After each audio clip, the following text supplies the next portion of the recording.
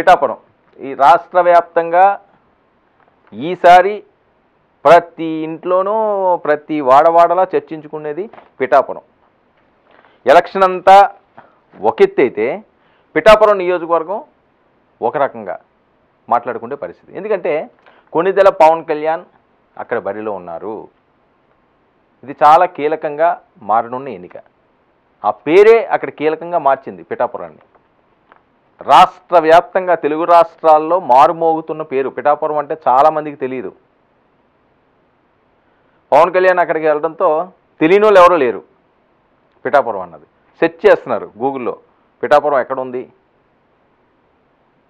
దాని భౌగోళిక స్వరూపాలు ఏంటి, అక్కడ ఏమేమి ఉన్నాయి, ఇవన్నీ కూడా సెర్చింగ్లోకి వెళ్ళింది. ట్రెండింగ్లోకి కూడా వెళ్తున్నాయి ఆ సెర్చింగ్ పిఠాపురం పేరు. So because of power star ఆయన మీద పోటీ చేసేది వంగా గీత.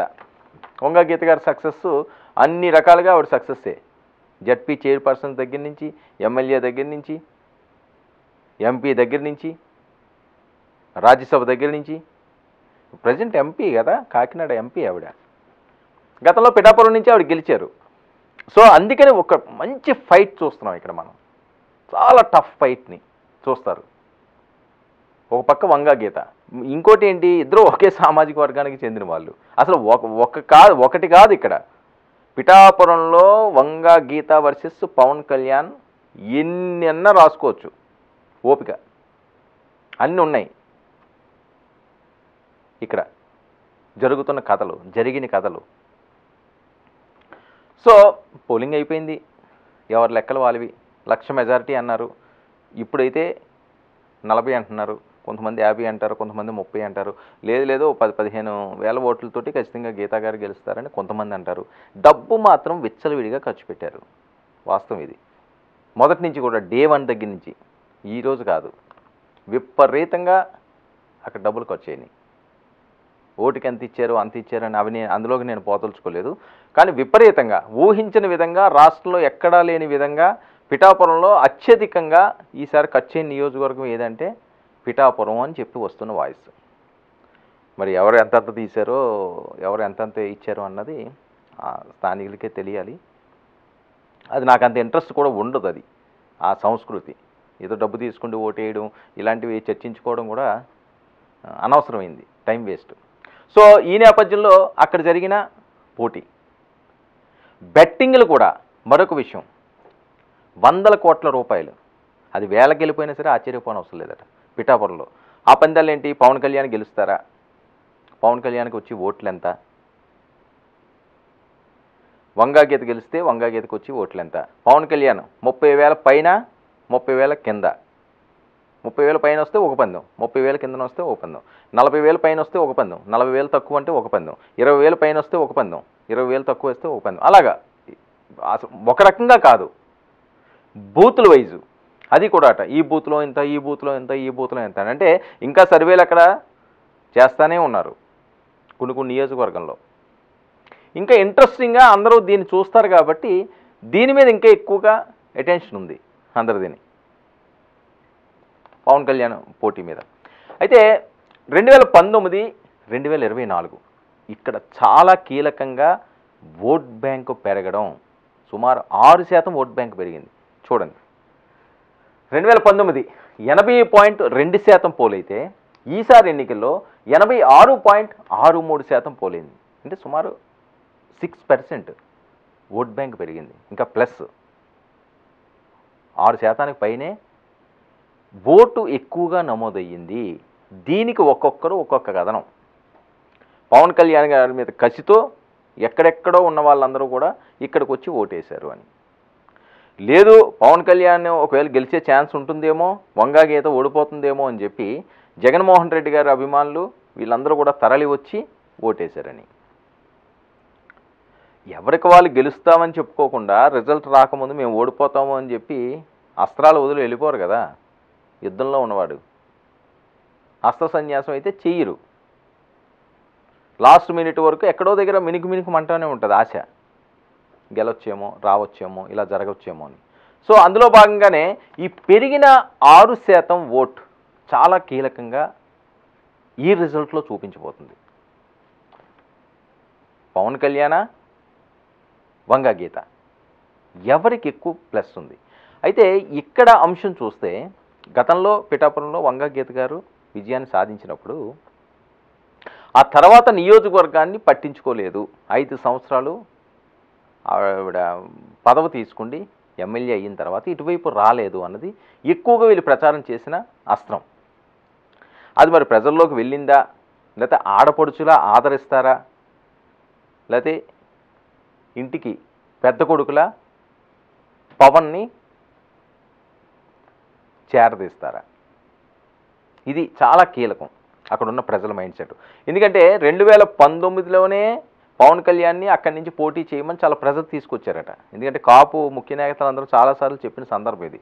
పవన్ కళ్యాణ్ గారి శిబిరంలో కూడా చాలామంది అన్నారు 2019లో మా దగ్గర పోటీ చేయండి, మేము మిమ్మల్ని గెలిపించుకుంటామని చెప్పి చాలా మెసేజ్లు పెట్టారట పవన్ కళ్యాణ్ గారికి. కానీ ఓకే, అప్పుడున్న ఈక్వేషన్స్లో మరి ఆయన ఎందుకు వెళ్ళారో పిఠాపురం మానేసి భీమవరం వెళ్ళారు, గాజువాక్ వెళ్ళారు, ఫెయిల్ అయ్యారు. కానీ ఈసారి ఫెయిల్ అయితే పార్టీ చాలా ఇబ్బందులు పడే అవకాశం ఉంటుంది. ఇది పార్టీ భవితవ్యానికి సంబంధించిన విజయం. పవన్ కళ్యాణ్ ఎమ్మెల్యే అవుతారో, లేకపోతే అసెంబ్లీలోకి వెళ్తారో, లేకపోతే ప్రజా సంస్థల మీద ఆయన గలం ఎప్పుతారో, ఇదంతా ఒక వంతు. గెలిచిన తర్వాత వెళ్ళక తప్పదు, మాట్లాడక తప్పదు. ఇది కాదు ఇప్పుడు కావాల్సింది. పార్టీ భవితవ్యానికి ముడిపడిన అంశం పవన్ కళ్యాణ్ గెలుపు. ఈసారి ఆయన కానీ అపజయం పాలైతే ఇంక నమ్మే పరిస్థితి ఉండదు. ప్రజల్లో కూడా పూర్తిగా విశ్వాసం కోల్పోయే పరిస్థితి ఉంటుంది. ఎందుకంటే పార్టీ అధ్యక్షుడు అన్నిసార్లు ఫెయిల్యూర్ ఉండకూడదు కదా. ఆయన ఏదో సాధించాలనే తపనతోటో, లేకపోతే ఏదో చేయాలనే తపనతోటో, డబ్బులు ఆశ ఇవేమీ నాకు అవసరం లేదు, అవినీతి లేని పాలన ఇస్తాను, యువతులకి మంచి భవిష్యత్తు ఇస్తాను, రాష్ట్రాన్ని బంగారు బాటలో నడిపించే విధంగా నా వంతు కృషి చేస్తాను అని చెప్పి ఆయన రాజకీయాల్లోకి వస్తున్నారు. ఒక కసితో పార్టీ పెట్టాడు ఆయన. ఆయన ఏమో రాజకీయాల్లో ఇష్టంతో అయితే పెట్టారని అయితే అనుకోం. గత చరిత్ర చూస్తే మనం ప్రజారాజ్యం పార్టీ విలీనం చేసిన అవన్నీ తట్టుకోలేక ఎమోషన్స్ తోటి ఈయన స్టార్ట్ చేశారు. ఓకే, ఆ తర్వాత ఇంట్రెస్ట్ పెరుగుతుంది ఏదన్నా సరే. మొదటి రోజు మనం ఎక్కడికన్నా వెళ్ళినప్పుడు ఏమైనా ఆటకి వెళ్ళనివ్వండి, ఇంకోటి అవనివ్వండి, కొద్దిగా ఆ ఇంట్రెస్ట్ లేకుండానే వెళ్తుంటాం. కాలేజీలకు అనుకుందాం, మొదటి రోజు బాగా చదవలేని స్టూడెంట్, ఒక యావరేజ్ స్టూడెంట్ ఒక కాలేజీకి వెళ్ళాడు మొదటి రోజు. వెళ్ళిన వెంటనే అందరూ మంచి మంచి స్టూడెంట్లు ఉన్నారు, గుడ్ స్టూడెంట్లు ఉన్నారు, వాళ్ళకి ఏ వర్క్ ఇచ్చినా టపా చేసేస్తున్నారు. వీడికి ఏం అర్థం కాదు. ఓ 2-3 రోజులు ఏంట్రా బాబు ఇందులోకి వచ్చి పడ్డాను అని. వీళ్ళు కసి పెరిగింది అనుకోండి, వాళ్ళని చూసి తేడా వచ్చి ఆ కసిగాని పెరిగింది అంటే వాళ్ళతో పాటు ఈక్వల్గా ఫైట్ చేస్తాడు, వాళ్ళతో పాటు ఈక్వల్గా దూసుకుపోతాడు. కసి ఉండాలి దేనికన్నా సరే, సాధించాలనుకుంటే కసి ఉండాలి. అది మార్కులు అవనివ్వండి, వేరేదవనివ్వండి. సో ఈయన ఏంటంటే ప్రజారాజ్యం పార్టీలో ఏదో చెయ్యాలి, యువరాజ్యం అధ్యక్షుడిగా అనుకున్నారు, అది సాధ్యం కాలేదు. చిరంజీవి గారి గురించి ఎన్నిసార్లు మాట్లాడుకున్నాం మనం. ఆయన వ్యక్తిత్వానికి దీనికి సూట్ కాదు, ఆయన నాకొద్దు అన్నారు, పక్కకు తప్పుకున్నారు. కానీ ఎమోషన్స్ ఎక్కువగా ఉన్న పవన్ కళ్యాణ్ దాన్ని డైజెస్ట్ చేసుకోలేకపోయాడు ఆయన. ఎందుకంటే ఈయన చేసిన ప్రసంగాలు అవనివ్వండి, లేకపోతే ఈయన మాట్లాడిన అంశాలు అవనివ్వండి, ఈయన ఇచ్చిన హామీలు అవనివ్వండి, అవన్నీ ఎక్కడో ఈయనకి నిద్రలేని రాత్రులుగానే ఉన్నాయేమో. మనం ఇంత అన్నాం కదా, ఇంత శబదాలు చేసాం కదా అని. ఎందుకంటే మొదటి నుంచి కూడా ఆయన కొద్దిగా ఆ రకమైన ఆలోచనలు ఉన్న వ్యక్తి కదా. ఎన్నిసార్లు ఆయనే చెప్తుంటాడు కదా, విపరీతంగా పుస్తకాలు నేను చదువుతాను, ఏదైనా చిన్నది వస్తారు కదా చిన్నపిల్లలాగా ఫీల్ అయిపోతాను, కోపం వచ్చినా ఆపుకోలేడు, ఆయన నవ్వు వచ్చినా ఆపుకోలేడు. సీరియస్గా ప్రచారంలో మాట్లాడుతుంటారు, ఒక్కసారి డైవర్ట్ అయిపోతారు, నవ్వేస్తుంటారు, ఒకసారి వార్నింగ్లు ఇస్తుంటారు, ఒకసారి సౌమ్యంగా ఉంటుంటారు. ప్రతి మనిషి ఒకే రకంగా ఉండాలని లేదు, ఎమోషన్స్ ఉంటాయి. సో అందులో ఉన్న ఎక్కువ ఆలోచనలు అవన్నీ కూడా ఆయన వెంటాడినేమో. ప్రజారాజ్యంలో ఉన్న స్మృతులు ఆయన వెంటాడి ఉంటాయి. అందుకని జనసేన అని ఒక పార్టీ ఆయన స్థాపించుకున్నాడు. స్థాపించుకున్న తర్వాత కూడా అంత సీరియస్గా అయితే ఆయనకి, అంటే ఆయనకున్న ఒక పార్టీ స్థాపించాలి అంటే దానికి పూర్తి స్థాయిలో అండదండలు ఉండాలి, ఒక టీం ఉండాలి, ఒక కోర్ టీము, వాళ్ళు కూడా ఖచ్చితంగా బలంగా నిలబడిన వాళ్ళు ఉండాలి. మన ఎమోషన్స్ అన్నీ కూడా కంట్రోల్ చేసుకోవాలి, ఎదట వాళ్ళు చెప్పింది కూడా మనం వింటుండాలి. చాలా ఈక్వేషన్స్ ఉంటాయి. ఒక టీం ఉంది. ఈరోజు ఒక క్రికెట్ తీసుకుందాం అనుకున్నాం, ఎందుకంటే అందరికీ క్రికెట్ సుపరిచితం కాబట్టి 11 మంది ఒక ప్లాన్డ్గా వెళితే ఆ సక్సెస్ వస్తుంది. ఏదో ఒక బ్యాట్స్మెన్ ఆడు డబుల్ సెంచరీ కొట్టించాడు, మిగతా వాళ్ళందరూ 10 లోపు పోయారు అంటే తర్వాత 11 మంది వాళ్ళు స్లోగా ఆడుకుంటారు, కలిసికట్టుగా విజయాన్ని సాధిస్తారు. ఒక్కడి వల్ల సాధ్యం కాదు కదా. మనం ఒక్కడే చేద్దాం అనుకోవడం అన్నది ఓకే, దాన్ని ఎవరికి నచ్చినట్టు వాళ్ళు తీసుకుంటారు. అందులో నెగిటివ్ తీసుకునే వాళ్ళు నెగిటివ్ తీసుకుంటారు, పాజిటివ్ తీసుకునే వాళ్ళు పాజిటివ్ తీసుకుంటారు. కానీ ఒకరే నేనే లేకపోతే మనం చెప్పినట్టే జరగాలి అనుకోవడం అన్నది చాలా తక్కువ సక్సెస్ రేట్ ఉంటుంది. సో ఆ రకంగా బిల్డ్ చేసుకోవాలి. ఇప్పుడు మరి మొదలు పెట్టేయడమో ఆయన, ఎందుకంటే నేను తగ్గాను నా వ్యూహం నాకుంది అని చెప్పి ఆయన పదే పదే చెప్పాడు కాబట్టి 21 తీసుకోవడంలో కూడా ఆయనకి వ్యూహం ఉండొచ్చు. ఎందుకంటే అసెంబ్లీలోకి వెళ్ళడం అన్నది ముఖ్యం కదా పార్టీకి.